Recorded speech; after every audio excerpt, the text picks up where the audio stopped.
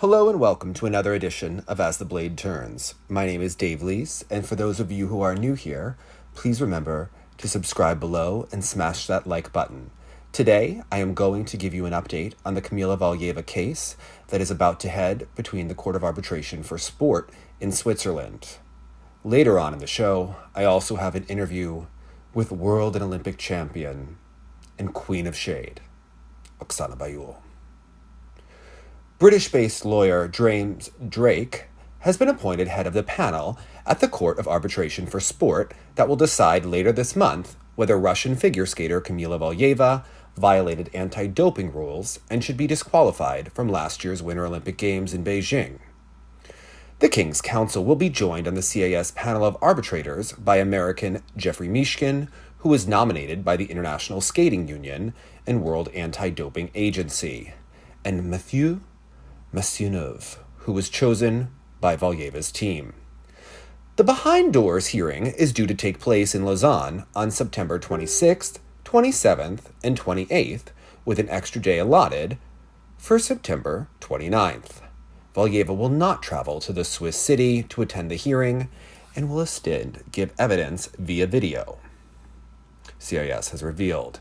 In January, an independent Russian anti-doping agency disciplinary committee ruled that Valieva had tested positive for the stimulant trimetazidine through no fault or negligence of hers and disqualified the results at the Russian Championships on December 25th, 2021, the date of sample collection, and a Christmas present for the figure skaters around the world. WADA, RUSADA, and the ISU appealed against the decision and are seeking further sanctions. WADA wants a 4-year ban for Valieva, including disqualification of her results at Beijing 2022. This would deny the Russian Olympic Committee team of the figure skating gold at the Winter Olympics. Valieva, however, is seeking a ruling from CAS that it lacks jurisdiction over WADA, ISU, and RUSADA claims, and that she did not commit a doping offense and should be reinstated in the results of the Russian Championships. Now, I have to say, an editor's note, it's pretty amazing that the CAS, which does oversee WADA and all international sports, would lack jurisdiction over WADA, the ISU, and RUSADA, which all athletes have to comply with, ostensibly, if they want to compete in sports, which involves adhering to anti-doping measures. That's a very interesting argument. It is one that is unlikely to be successful, especially considering that in the year 2000, Andrea Radikon tested positive for Sudafed at the Sydney Olympics at 17 years old, and the court had no mercy on her. Now, this article continues that in the alternative, Valieva is seeking a ruling that she bears no fault or negligence, or that the violation of the rules was not intentional, so that the period of ineligibility shall be at most 2 years, and that no results shall be disqualified. Personally, I think that that's a more interesting argument. If someone is a part of a sports system that has doping, is it really their fault? It's the same thing as when you go into whether or not the Chinese gymnasts in Beijing are at fault for the fact that their birth dates were changed. That's part of a much larger state system. They can be wonderful gymnasts who were absolutely wonderful on the uneven bars, and it was really not their decision whether or not to have their birth date changed. There are many people that will argue in the YouTube comments, well, then they shouldn't have competed in Beijing if their birth dates were changed. But do they really have a choice in the Chinese system? And what happens if you say no in the Chinese system? And what happens to your family or their family opportunities that are taken away should you not comply? You know, for many of these skaters, the chance to win really impacts the decision-making about whether or not to be taking certain supplements and whether or not they are fully advised of the supplements they are taking or of the side effects or consequences. Has Valieva really read the WADA rules like other athletes? Or is she relying on Dr. Shvetsky? You know, it gets into a really murky area, and without a full knowledge of how doping actually works in countries like Russia or China, it's really difficult to answer these questions. These are questions that many people do not really want to seek an answer from, because if the truth were to come out, what kind of damage would that have to the Olympic Games, the Olympic movement, and clean sport in general, if the true details of doping systems were actually revealed? And for that, I really do recommend reading up. There is a wonderful book about the Russian runner Yulia Stepanova, who married a RUSADA agent, and what happened that led to the fallout prior to the 2016 Olympic Games. It's certainly a wonderful book that will really give you background information about how doping works and the quality of drugs and doctors that are really available to athletes as they rise the pyramid of the Russian sports system. And it certainly gives you a lot of food for thought. At Beijing 2022, Valieva was only 15 and helped the neutral Russian team to gold with flawless execution. She was the favorite for the singles title prior to being at the center of the doping scandal. The medals were not awarded for the team event, and Valieva displayed an error-strewn performance in the free skate and slipped to fifth. Second place United States, third place Japan, and fourth place Canada are all in line for upgrades in the team event, depending on the CAS decision. Drake, an Australian by birth, is now based in London. Drake has been involved in various high-profile CAS cases in the past, several involving Russia. These included a CAS appeal in 2021 by many athletes banned as a result of WADA evidence uncovered during the investigation into Russian state-sponsored doping, and a challenge against World Athletics' decision to suspend the authorized neutral athlete scheme before the rearranged 2020 Olympics in Tokyo. Russia lost on both occasions. He was also the chair of the CAS panel that heard a case by U.S. sprinter Christian Coleman before Tokyo 2020 against a ban imposed for a series of whereabouts failures. Drake's panel reduced his length of suspension to a year, but he still missed the Olympics. Mishkin is the former chief legal officer for the National Basketball Association before becoming the head of sports practice at the law firm Skadden, Arps, Slate, Meagher, and Flom. Maisonneuve, meanwhile, is the professor of law at Aix-Marseille University and a member of the French Olympic Committee Sport Arbitration Chamber. Among the arguments that Valieva is expected to present is that the banned drug could have entered her system after she drank from a glass her grandfather had taken prescribed medication from. An urgent fact was needed as to how this could have gotten into her body at all. It was clear the ingestion was accidental. Philip Shevetsky, doctor of Russia's figure skating team at Beijing 2022, told the country's official state news agency, TASS, in July. We talked with the Institute of Pharmacology for the complete elimination of this dosage. It takes from 24 to 72 hours, no more. Therefore, yes, this was the first thing what could have come to our minds. Okay, this is really interesting. He is essentially admitting that they use this as an excuse from 24 to 72 hours. But remember, the competition is more than 2 days, plus there is always a practice day. So ask yourselves, with travel, practice, and multiple days of competition, how was it that Valieva got that drug from her grandfather's water glass? Think about it. 24 to 72 hours, no more, the own words of Dr. Philip Shevetsky. According to CAS, the proceedings are due to start on September 26th, with a short opening submission from each party, followed by the hearing of fact witnesses. The following day, the panel will hear expert witnesses, and on September 28th, it will hear the parties' closing submissions and rebuttals. Should additional time be required, the panel and parties have reserved September 29th. Skaters from the three countries who finished behind the ROC at Beijing 2022 have expressed frustration due to delays in the medal ceremony. They're not actually saying how long it will be before the verdict is revealed. The article does say that the wait is set to go on several more weeks, possibly months, even after the CAS hearing. I expect many, many more comments on Facebook and YouTube asking, did the U.S. get their medals yet? Well, They are saying it's set to go on for several more weeks, possibly months. And when the Russian Gaslighting Committee weighs in, you have to think about the potential for appeals.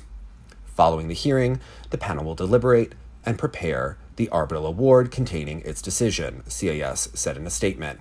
At this juncture, it is not possible to indicate when the final decision will be announced. The CAS panel's decision will be final and binding, with the exception of the parties' rights to file an appeal to the Swiss Federal Tribunal within 30 days, on limited procedural grounds. Well, as usual, the Russian Gaslighting Committee had a lot to say about this, and their arguments are already forming. State Duma deputy and Olympic speed skating champion Svetlana Zhurova warned about the influence of politics on the case of figure skater Kamila Valieva. Notice they are not really arguing the facts. There is no need to refer to the nationality of judges. According to the rules, Russia could choose one of the judges. A Frenchman was nominated on Valieva's side. So nationality does not particularly influence the decision. Now notice, Zhurova is actually admitting that Russia got to choose one of the judges. Later they're going to ask why the Americans were allowed to pick one. Well, if Russia got to pick, so did America, obviously. But according to the Gaslighting Committee, this is of no importance. This is a different matter, of course.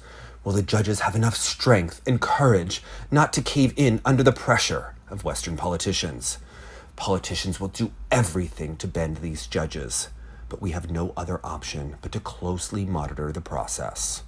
In theory, arbitrators should be independent, but whether they will be so remains a question. We will monitor the process. The composition by country is ambiguous, but the arbitrators must fulfill their duties and laws. The same Americans, for example, are in both the NHL and tennis. Who's in charge there? Americans. State Duma deputy and ex-world boxing champion Kamila Valieva spoke at the risk of bias in the case of Kamila Valieva. Of course, such a composition raises the risk of a biased result. It always exists in such matters. Valieva's case itself is risky from the point of view of a dishonest result. Now, this is really interesting. They're already calling the composition of judges dishonest when they're admitting that Russia did get to pick one of the judges. But they are already saying, oh no, they are dishonest, which seems that they are really readying themselves to file an appeal. Anna Ansilievich, the sports lawyer, spoke about Kamila Valieva's participation at the CAS hearings. We always advise that the athlete attend the hearing in person. This is always welcome, as it demonstrates to the arbitrators the athlete's openness and honesty and willingness to cooperate. But after the pandemic, almost all meetings are held in this mode. We are used to it. And then, now it is quite problematic and expensive to fly there. The time and financial costs are not recouped by personal presence. The most important thing is that she is ready to answer questions and will become a participant in the meeting. So her physical absence in the courtroom cannot in any way affect the outcome of the case. So remember that Andrea Radikon did attend the proceedings in person. And why can't Kamila Valieva, a very well-compensated Russian athlete, afford to fly to a hearing that is extremely important for the outcome not only of her sports career, but the sports future of her entire nation? Tatiana Tarasova assessed the composition of the arbitrators in the case of Kamila Valieva. On September 26th to the 28th, the Russian figure skater will appear via video link at the Court of Arbitration for Sport, where hearings on her doping case will be held. The American Jeffrey Mishkin, the Frenchman Mathieu Maisonneuve, and the representative of Great Britain and Australia, James Drake, were appointed as arbitrators. I don't understand what the American judge has to do with this. They are all so good. The main thing is that the referee is honest, and who he is by nationality, American, German, French, even Papuan. It doesn't matter. In this case, it just so happens that there are no uninterested parties. We need to build on what we have, said the honored coach of the USSR. If a judge is honest, it doesn't matter whether he is American, French, or Russian. They will be equally honest. And if they are dishonest, then they are dishonest. Honorary Vice President of the International Skating Union, Alexander Lakirnik, hopes that politics will not affect the case of Kamila Valieva. You can talk about this topic, the nationalities of referees, as much as you like. It is assumed that these people are independent and that they will follow legal rules, not considerations of country where they're from. I hope that CAS, when making a decision, will be guided not by political considerations, but by legal ones. The choice of referees may stress you out, but we cannot influence it in any way. This is still a court, albeit a sports one. There are lawyers sitting there who must make decisions based on legal norms, and not on anything else. We hope for a fair trial and decision. Alexei Zheleznyakov, master of the Boogie Woogie for Team Tudberidze, announced a non-optimistic attitude in the Valieva case. I think they will do everything to punish. For some reason, I have an unoptimistic feeling because everything has been and is being done to discredit Russia, Russian athletes, and in this case, Kamila Valieva. There must be people on our side and on theirs, and so it turns out to be an unfair game with only one goal. But I'm not at all surprised. Irina Rodnina even announced the crisis of the Olympic movement. The Olympic Games are the main event in sports, but today we see that the value of the Olympic Games is decreasing every year. The movement is experiencing a crisis, and its leaders are clearly contrary to the Olympic Charter, selecting athletes based on nationality, said the State Duma deputy and three-time Olympic champion in figure skating. The next Olympic Games will be held in Paris from July 26th to August 11th, 2024. It is interesting that the Olympic Games have faced a decade of doping scandals due to the Russian Olympic Committee and Russian Federation, but Irina Rodnina does not discuss the impact that has had on the Olympic movement or their credibility at large. Olympic champion in ice dancing Natalia Besmianova said that she hopes for an honest decision in the Valieva case. I do as well. The decision will be made by professional lawyers.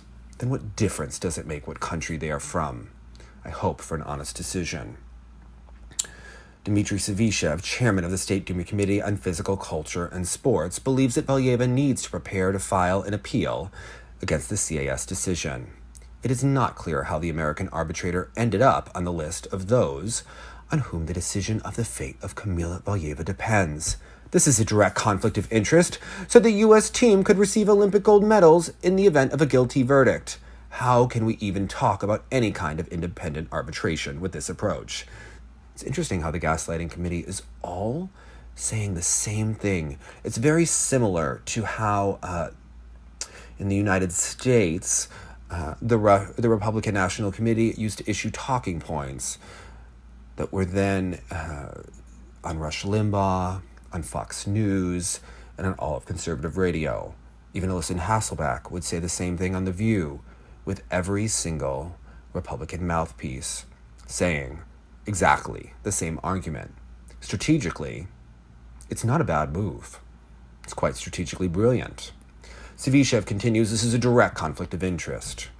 I believe that it is now necessary to prepare certain steps to potentially challenge the decision. Basically, they are telegraphing that they are going to file an appeal. We were not fascinated by CAS anyway, but such things once again confirm our distrust of this court. Editor's note: if you think these medals are being awarded anytime soon, think again. An appeal will only delay the outcome, which could potentially result in some sort of a backdoor settlement connected to allowing Russia back into Olympic sports, because they're already saying that it could take several months to make a decision, at which point they have 30 days to file an appeal, at which case it'll take several more months before that appeal will be heard, and then you think, with Paris 2024 approaching and 2026 after that, it looks like really some sort of settlement with CAS, Thomas Bach, and really the federations at large, really for ratings, would be the decision of whether or not to allow Russia back into the games.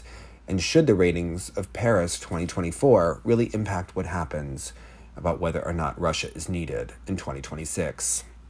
1999 world champion Maria Butirskaya spoke about the upcoming hearings in the case of Kamila Valieva. We are all unbiased, so it doesn't matter at all who the referees are. Let's expect the worst, but hope for the best. Well, if you think about it, thank you, Maria. I watched you in the kiss and cry for many years reacting to your marks, and know how unbiased you truly are. In other news, Simona Halep was suspended from competition in October 2022 after testing positive for the banned substance roxadustat at the U.S. Open. The suspension was upheld in September 2023 due to both the positive test and irregularities in her biological passport. Halep will be eligible to return to competition in October 2026, though she is appealing the suspension. And now an interview with Oksana Baiul. Hi. Oksanashka, I haven't heard from you in forever. I'm going to have to start calling Nancy Kerrigan. You know, I just don't hear from you. You don't talk to me. It's very upsetting. All right, call Nancy. And I'm sure you're going to be super happy. Nancy, how do you feel about Sergei Bubka?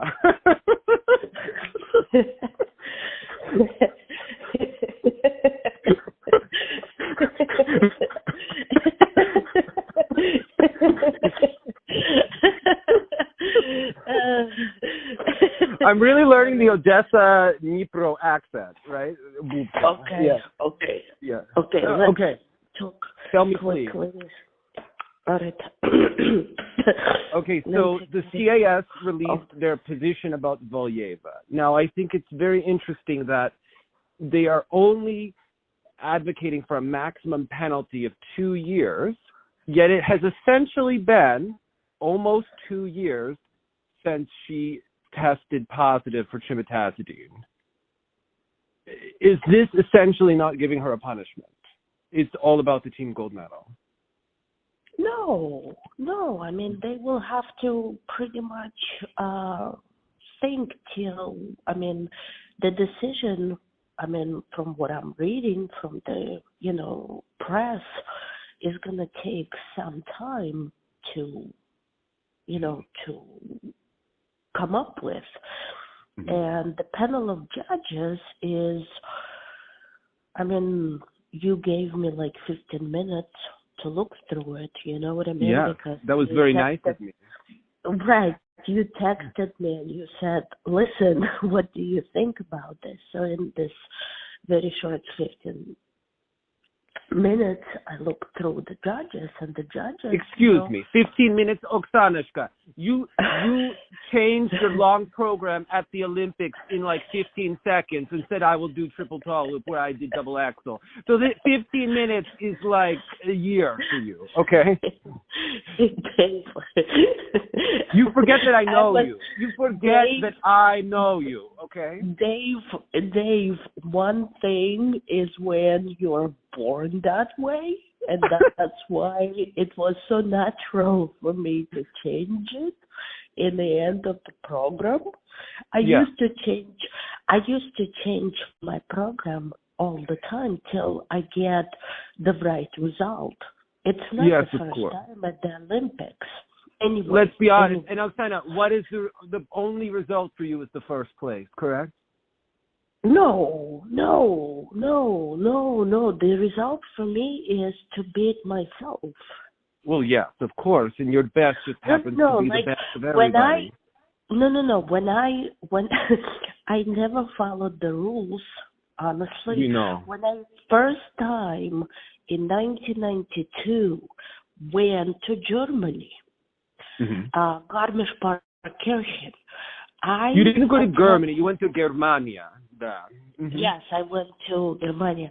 So I attended my triple Salchow 3 times. Yes. So that means I have changed my program to the point of literally like just going on the ice and literally improvising. This is real Suka energy. This is why you are Olympic champion. You know, you did it 3 times. It was funny because I ran the first time, I did single, I popped. The second time I did double. And then when I landed the third time, I landed it. And I thought to myself, like, wow, I did good. And then when I came out, Valentin said to me, Oksana, what the heck this is, you know?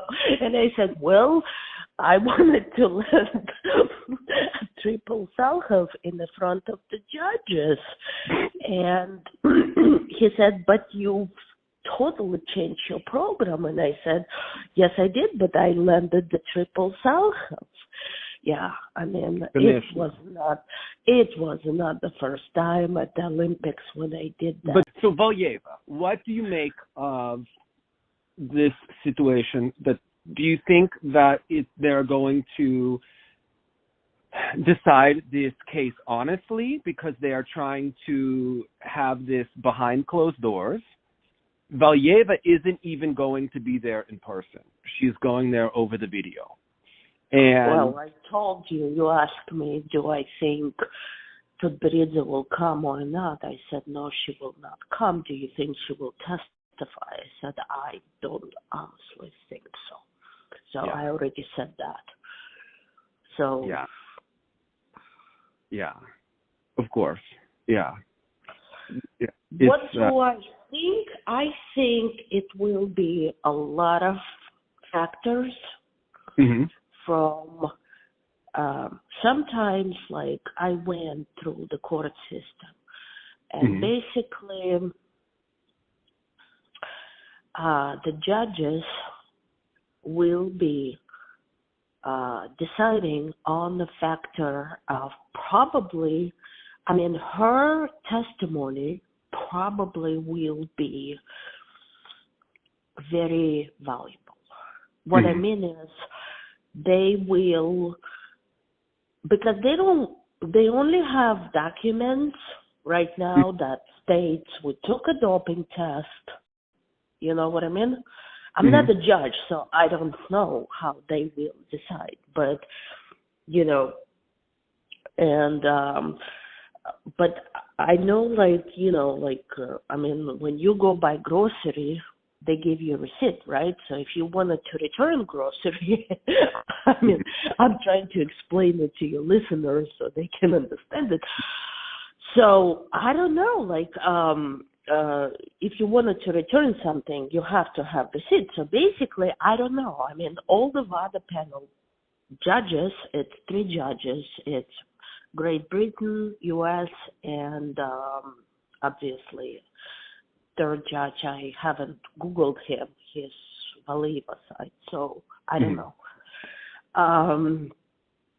Basically, I mean, they do have a document that states she is positive.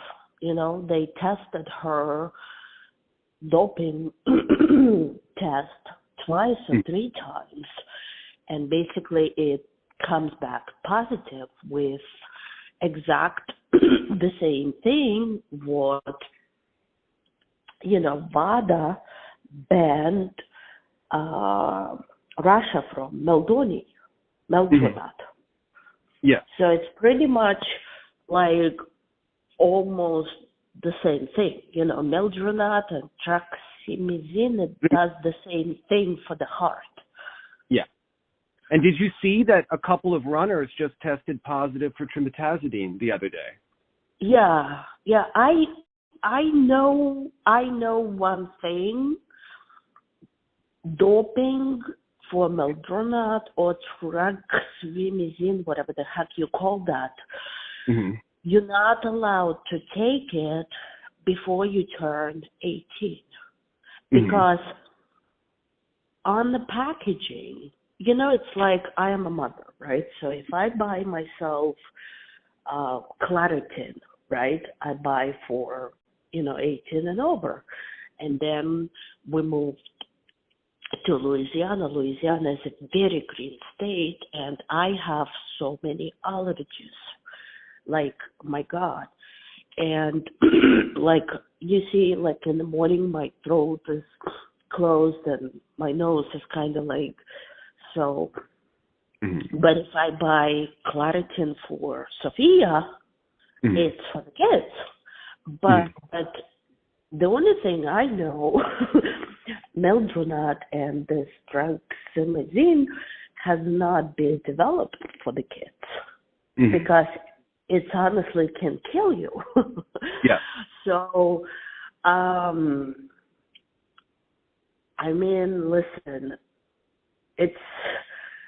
I honestly think investigation from IOC should be put in place instead of CAS because, you know, I mean,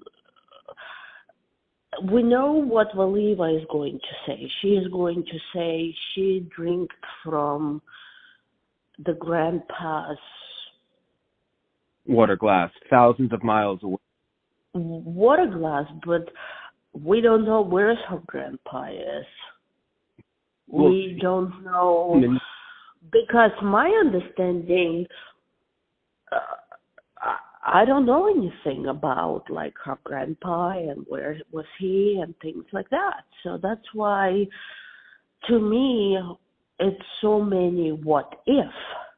Yeah. That's why, and plus my understanding, a lot of people saying she's a child. Yeah. So why there is no rules and regulations? I mean, right now the rules and regulations changed. I mean, you have to be an adult in our figure skating world. You have to be 17 to compete. But why? You know, I mean, this is such a weird case. Do you know what I mean? Because they allowed her to skate being a minor. Mm-hmm. Yeah. My understanding. My understanding. But to me, that's like strange because, you know, if she's a minor, then why was she competing at the Olympics with, you know, the top skaters? Like, there are so many things. What if?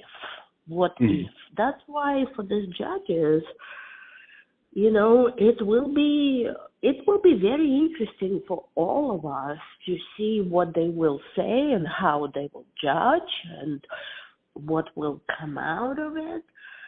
But definitely this case is gonna set the new set of rules for because what's her name? Kostner, right? Yeah. She was disqualified for a year or two by what? By just protecting her boyfriend or something like that. I mean, they just disqualify her for it. And I'm like, huh? Do you know what I mean? So, yeah, I mean, I don't know. I don't know what to really make out of Valieva case. Yeah. It's going to be interesting, but I don't, you know, everything about this case will determine what happens with Russia and the Olympics, you know, and people, how they respond to this. Well, my understanding we still would not know till, my God. But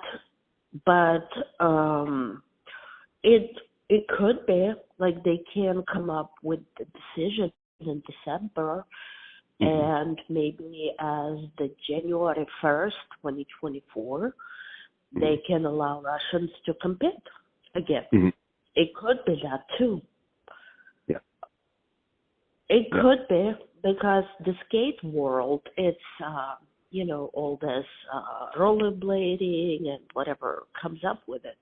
They just allowed neutral athletes from Russia and Belarus to compete back in these events from January 1st, 2024. So it could happen. I mean, they could allow Russia to compete again from January. But imagine, you know, they're not going to be able to, in my opinion, I don't understand how the CAS could allow Russia to keep the gold medal if they want them to return to competition, because people will be so upset, right? Like, who would watch the Olympic Games if Valieva is acquitted, right, and they could keep the gold medal, I don't think that Thomas Bach could then turn around and say, oh, yeah, Russia can come back. Because who's going to watch? People will go insane, right? People will really. Well, in all honesty, if you will Google the ratings for 2022 figure skating, you can see it for yourself. It's pretty much the lowest rated event, oh my God, in many, many Olympic years, since like forever. So by you and I, speaking to you and I and to our listeners, diehard figure skating fans, you know, we all know what's going on. But in the big picture, I don't think people really know or care who's Kamila is. I mean, she is well known in her territory, Russia. But I don't think if you will ask just a normal American who she is, they would tell you. They would say who, and not only, I think, in America. I think. But it's kind of the media's fault because they stopped working on it, you know. So, you know, they stopped. Yeah, but why would they want to make her famous in U.S.? I mean, for what? For doping? Being famous for doping? Well, what happened is after the Olympics, right? It was the biggest story during the Olympics. But when Putin invaded Ukraine, everyone just forgot about it because it was a much bigger problem. So that's why nobody has followed what happened to her, right? Yeah, and but in 2014, Putin invaded Crimea too. And nobody really cared in America, right? Like we just were like, No, in all honesty, I remember it was, my God, women's, because women usually skate last, you know, out of like 4 different divisions. Yeah. So they were skating last, and I remember they didn't even finish their long program. And at that time, I had to drive to Philadelphia, you know, to sit in the studio and give comments about, you know, American skaters. And, and I remember, my God, Putin already that day went to, you know, do this referendum in Crimea. You know, like who wants to be Russian, who doesn't want to be Russian, they can get out of Crimea and things like that. But in all honesty, it just blew up to his face because the water lines, they all come from Dnipro River, and the Dnipro River basically belongs to Ukraine. And that's why people in Crimea literally, because Ukraine just turned off the water to Crimea, and Crimea literally, the people, the normal people, they were left without the water. So basically, yeah, I mean, listen, we can't honestly in this game blame anybody. Whatever the outcome with Valieva will be. And we will move on to another scandal, and hopefully, you know, it will be something else. Yeah. But you know that two Swedes will be involved in the next scandal. Yes, because certain people. I don't know about her because she seems to me now like, I don't know, she's really like, you know, all this gaslighting, like you like to call them, team of people who are very ungrateful. That's my opinion, because they came to U.S. in the 90s and U.S. gave them so much. Our free housing, our free ice, I mean, they were probably getting more than U.S. skaters did. But anyway, neither here, neither there. In 2006, they went back and they have become such a power, like a world power in figure skating. And unfortunately, to me, when we had Champions on Ice here in the 90s, right, we had everyone welcomed from all over the world. And that is honestly, it's because of Tom Collins, okay? Because Tommy was the brain behind Champions on Ice, and Tommy was a generous man, and he welcomed everyone to that show. When I watched Champions on Ice in Russia, it's just Russian skaters. So that's why they think that they are the only champions ever. Why would anyone ever want to see a skater who's not in Russia? But then they cannot get upset with me, saying things about Champions on Ice to them, to Tbilisi, to the youngsters. And the Russian media, they said, how could I? No, I mean, I can keep it quiet, but what am I, a slave to keep it quiet? Yeah. Do you know what I mean? Why can't I not say things about Champions on Ice? I mean, we own the name now. And besides that, who cares? I was in that show. I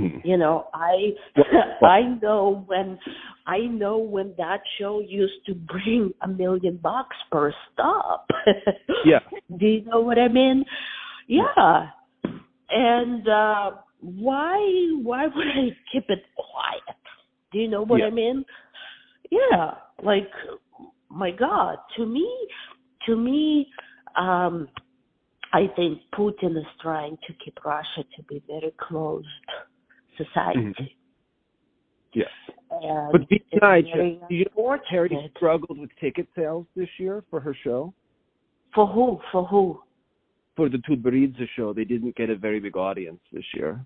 She made the tickets too expensive, and people couldn't afford to go in Russia because of the war. And they don't have any stars right now.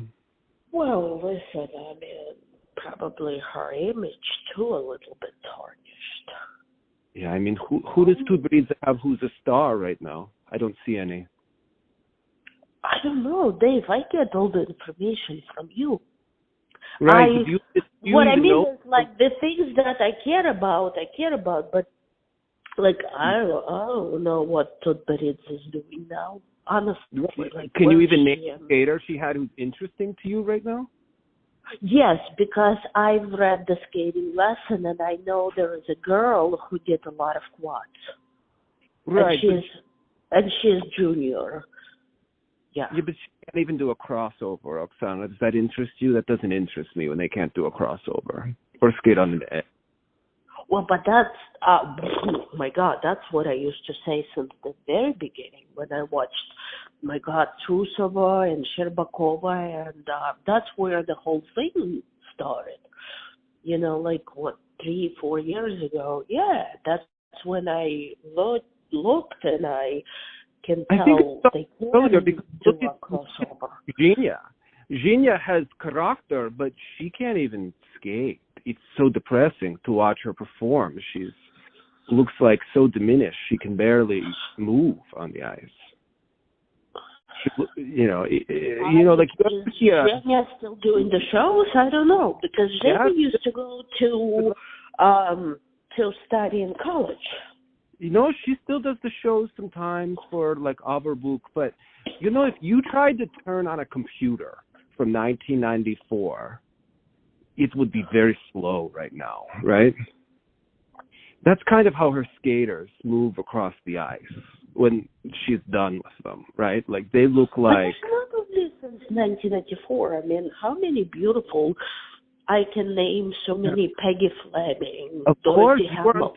Weren't you on Champions on Ice? Those women... Look at Dorothy Hamill. I mean, look at the speed she was going into the jump. Yeah, look at Dorothy. Look at Dorothy's edges.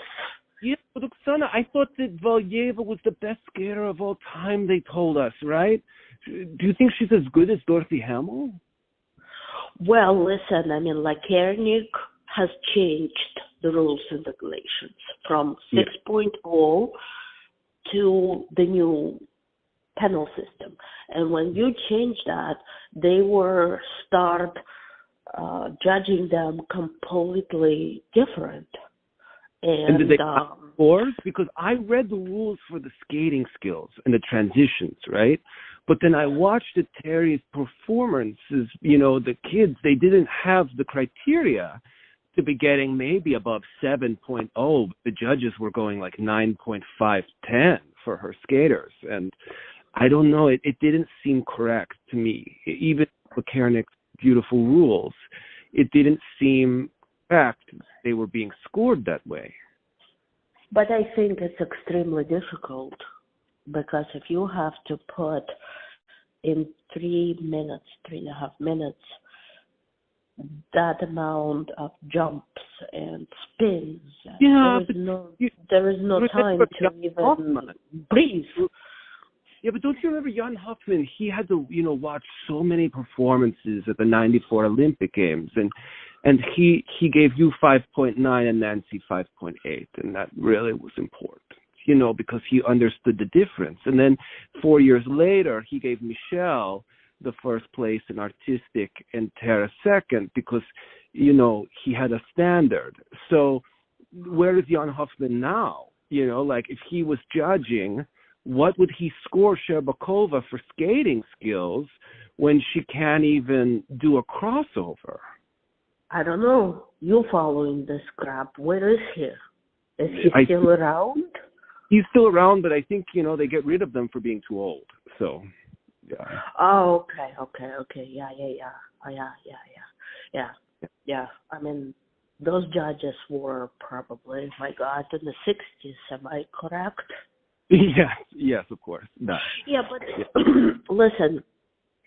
He was in the 1968 Olympic Games. Can I say something to you? When I came into U.S., Yeah. And they did the first skating show. Mm-hmm. The rating went through the roof because of the artistic ability. Yeah, what were you doing at this show? Can you imagine, right, to bring, because when we went in 95, I remember CBS did a movie, Oksana Baiul story. Oh, yes, and yes. Prince had his concert. Yeah. We went neck to neck in the ratings, and Oksana Baiul story beat Prince. So the reason was, and the reason was, I think, is because of artistic abilities, is because, because basically people wanted to see artistry. It's like, but you told me so many times, maybe Galina Yakovlevna is not a nice person, but I saw a Promise Kept, the Oksana Baiul story. And in that movie, she said, Oksanashka, skate with your heart. You are so beautiful. She was like the nicest grandmother teaching you. Well, because she didn't know anything else about figure skating. That's why she said that. And I realized that much later. The real technical coach behind it was Valentin, not Galina. But who cares? Who cares about that? It's past, and God bless her, and I wish her all the best, and I wish Victor all the best. Yeah. Because there is nothing. Yes, there is nothing I can do to change my past. You know what I mean, Dave? I can.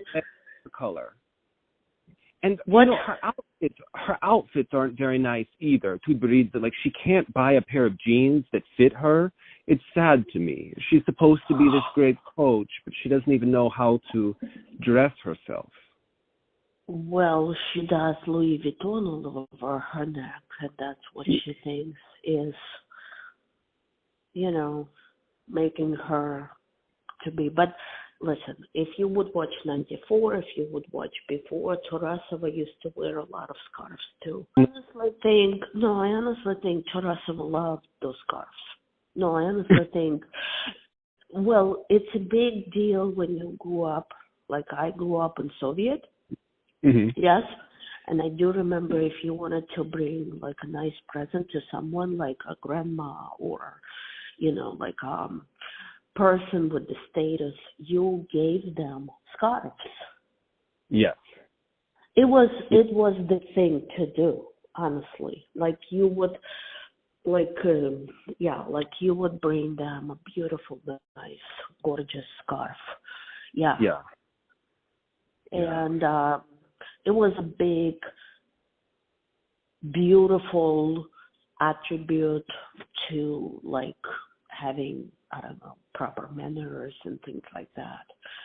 I mean, that was when I was growing up. That was like, certain things like you bring like a nice box of chocolate candies.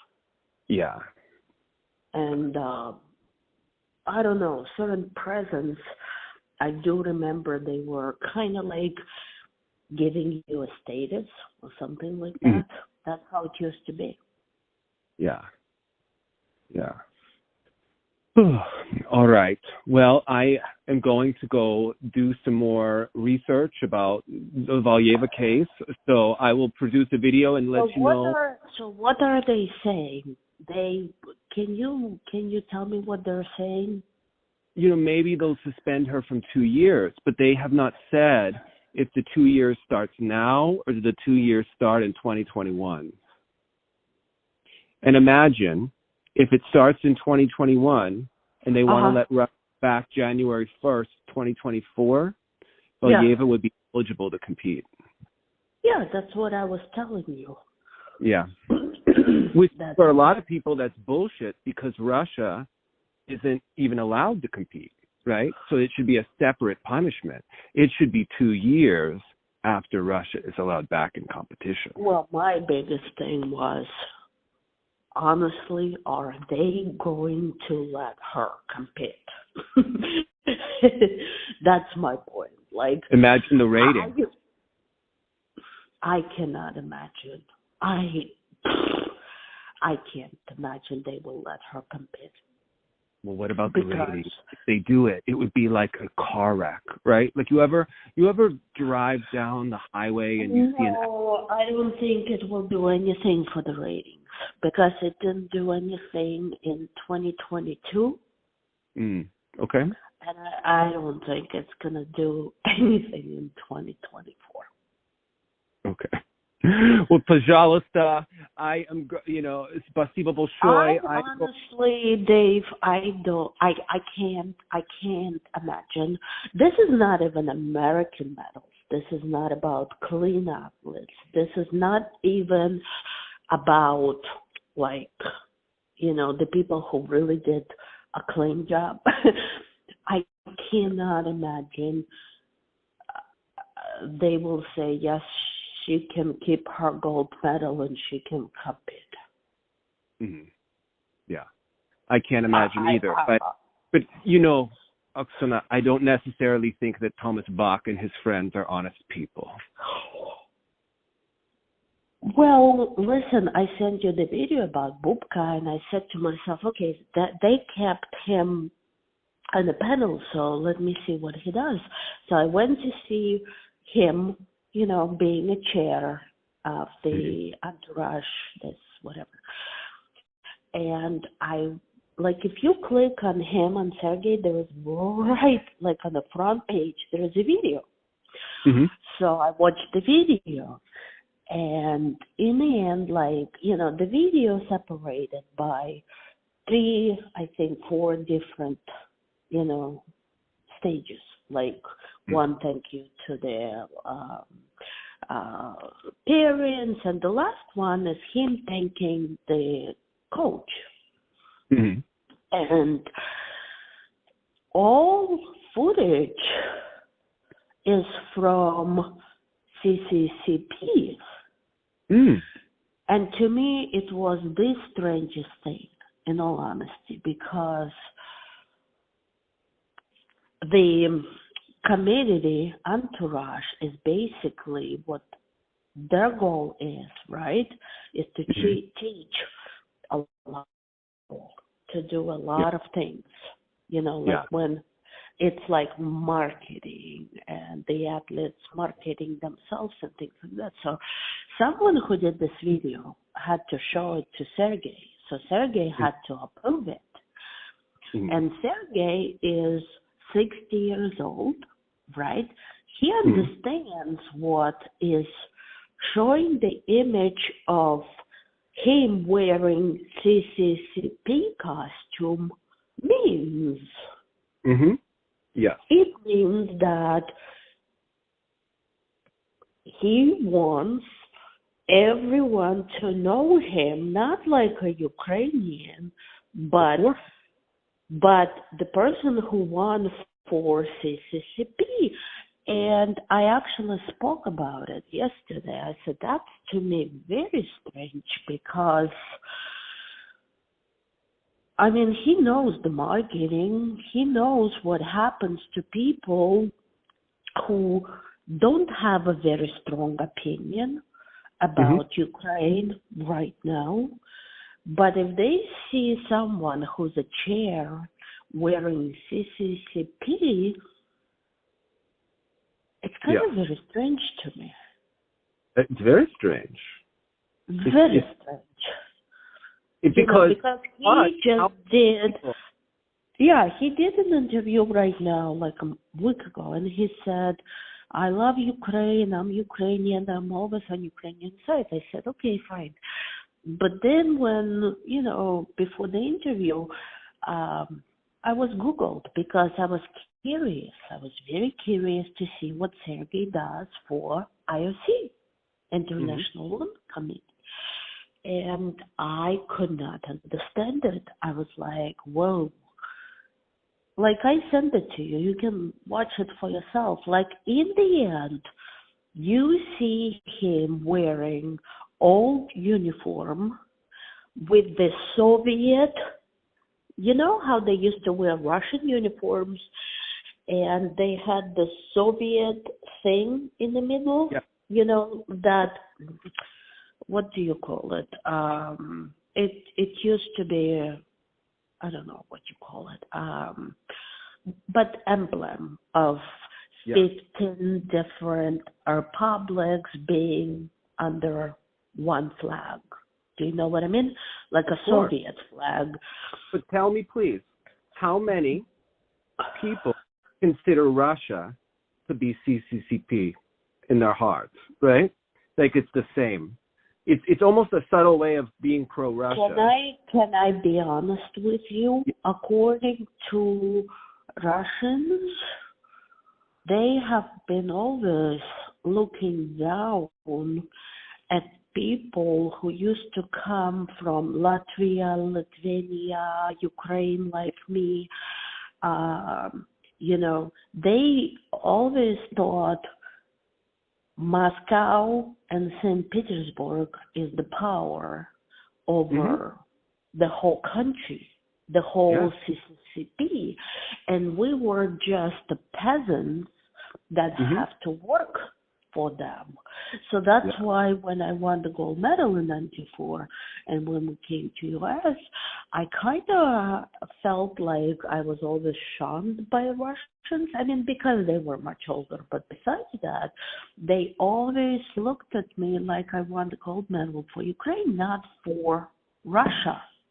That's why, to me, I know how it feels, but listen, that was, my God, 30 years ago.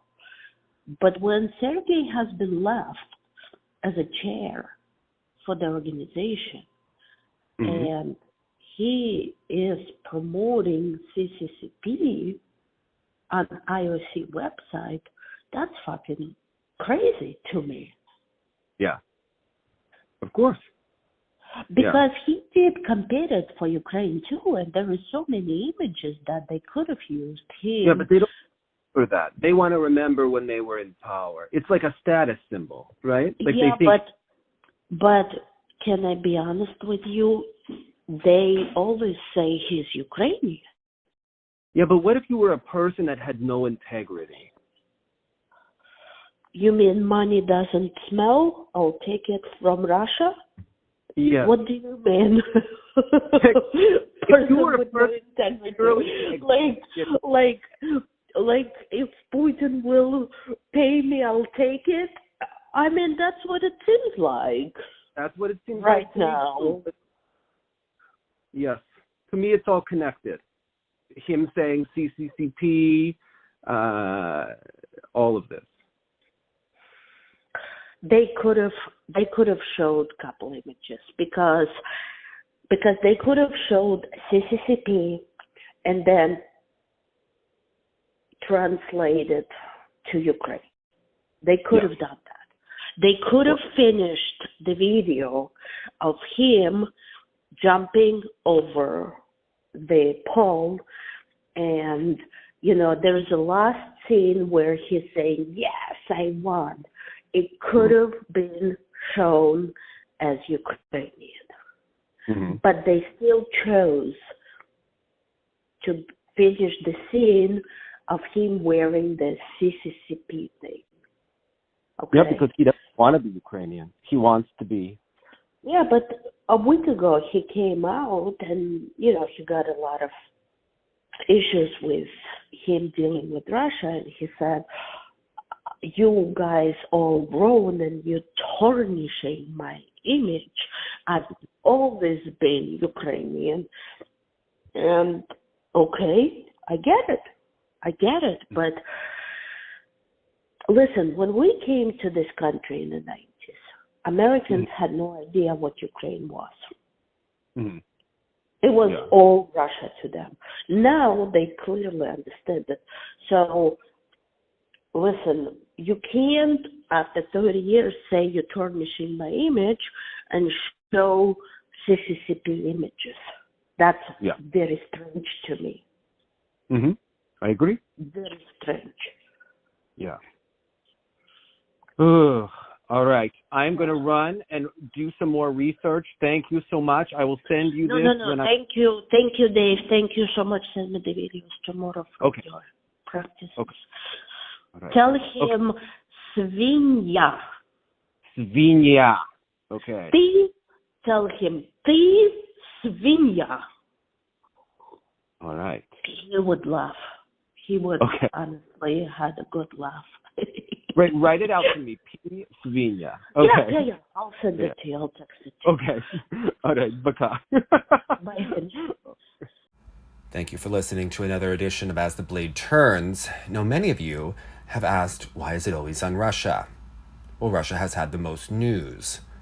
Though the next edition will actually focus on Canada, where I will be discussing the latest with Richard Gauthier, with interviews with both Megan Duhamel and Mervyn Tran. I'll also be discussing the latest in the abuse allegations against French world champion Brian Joubert. Thanks for watching.